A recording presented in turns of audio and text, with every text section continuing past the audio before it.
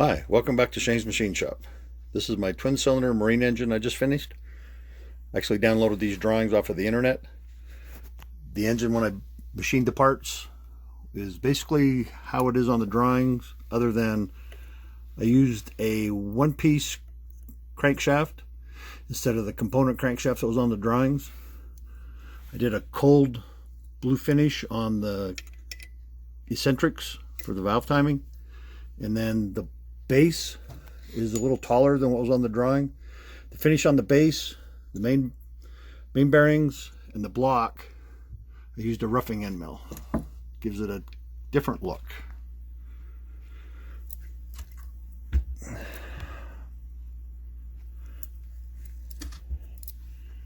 little bit better close-up of the finish of the block and the base.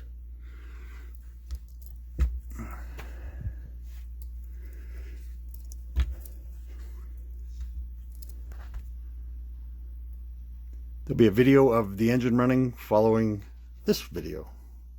Thanks for watching.